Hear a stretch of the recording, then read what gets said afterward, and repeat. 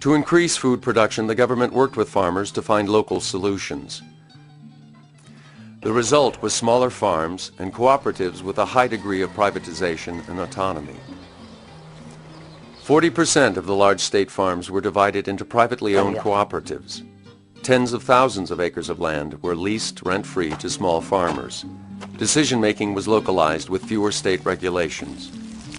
Two requirements. You grow things there. If you don't grow things there, we take you the place away from you and give it to somebody else. And second, that the land is delivered to you in usufruct. Usufruct is an old Roman word that means that you can use the land without paying taxes or without paying for it. But if this land is needed for another purpose, it can be like you have to give it back to the government. These smaller farms and cooperatives were better able to use the new sustainable practices vital for growing food organically. 12 to 50% of the total arable land is in private hands in Cuba. So these are the private farmers. They are by far the highest production per acre and per person. In second places, it's like co-ops, cooperative. They are the second. And third is like huge government states. These new private farms and co-ops also began to function in new ways. But we have credit and services co-ops. What does that mean? You don't want to join your lands with me? We don't. So we are together in the co-op for credits, to buy the seeds together, to hire the machinery, for this stuff. But we don't have to join their land. So it's a way of decentralized but centralized at the same time. Thousands of families moved to rural land. With land rights guaranteed, a sense of ownership led to greater productivity. Private farmers' markets and new export markets led to greater production. The communities have changed. It's the local economy. People were exchanging things. Many of these gardens, they supply for free food to elder people's circles, daycare centers, schools, working centers, pregnant women. And they do it for free. And they don't do it because it's compulsory. They do it because they want it. They want to do their little part to the society. But in other places, people don't know their neighbors. They don't know their names. They don't say hello to each other. Here, no, the neighbor knocks the door and say, I need some salt. I need some sugar, whatever. I brought you an avocado. No? And recover this sense of neighbor. For me, it's not going backwards.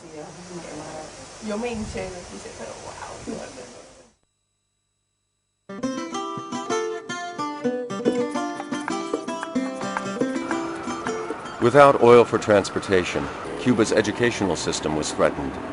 Decentralizing universities provided people with access to nearby schools for higher education and lessened the impact of fuel shortages. The example of the universities now that to put in every municipality also, because in my opinion, transportation and housing is right now the biggest problem in Cuba, because this depends more on oil. This large building was the most exclusive school in Cuba, the Sacré-Cœur, but today is the University of Medical Sciences. For your information, Cuba had 3 universities, but today has about 50, 7 of them in Havana. Medical clinics and schools are available throughout Cuba. During the crisis, the Cuban government continued supplying its citizens with free health care and education. Very different from what happens worldwide when there's an economic crisis. The first thing they do is cut down on social services. This was not the case. Doctors, nurses, and social workers live within the neighborhoods where they work, part of the social fabric of the community. Cuba's free medical care helped them in the crisis.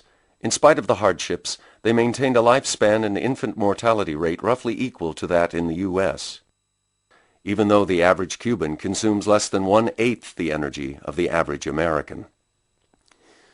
Overall, the economic crisis improved Cubans' health. Increased walking and biking reduced diabetes and the number of heart attacks and strokes.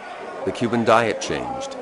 Fat consumption was reduced, while more vegetables and a wider variety of vegetables were eaten. Cuba actually trains more doctors than they need and sends them to developing countries around the world. They also exchange doctors and medical expertise with Venezuela in return for oil.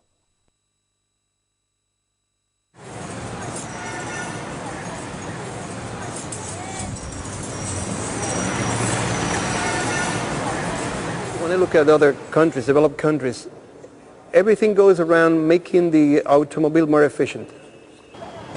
How much energy do you need to produce a car? You have to spend energy on producing a car, and later you have to find the fuel to make the car move. So think about reducing the number of cars. During the worst of the crisis, there was very little fuel for cars. The freeway and country roads were almost empty. Cuba needed to develop a mass transit system overnight. With few resources, they had to be innovative. Old trucks were made into buses with canopies to keep off the rain and steps welded on the back. Another solution was the camel, a trailer pulled by a semi-tractor that can carry up to 300 people. In Havana and other provinces, carpooling and hitchhiking are common. Government cars are required to pick up anyone who needs a ride.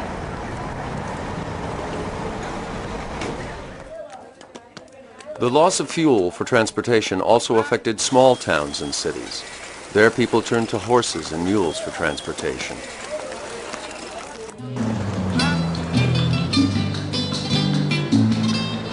During the first years of the special period, bicycles were a necessity.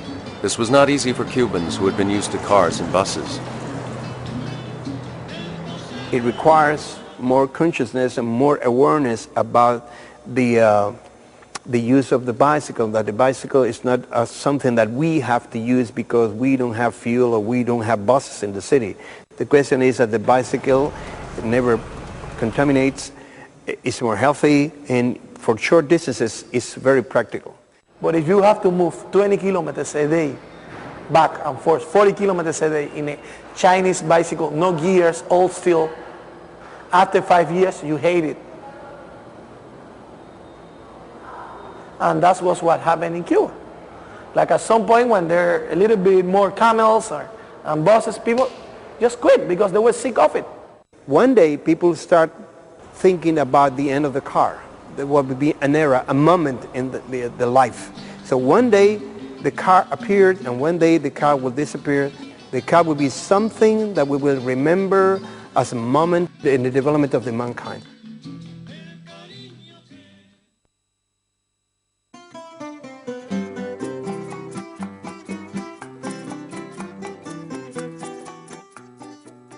Since the special period began, it's been difficult to build new housing because of a scarcity of tools and materials. Cement production requires a lot of fuel, and that's why the cement production has been reduced. Everyone in Cuba has a place to live, and 85% of the people own their own home. But most houses are small and simple with few amenities. In the countryside, that means a small house with a living room, kitchen, and 2 or 3 bedrooms. Rural housing has the advantage of more open space, where people can grow vegetables and fruit and raise livestock.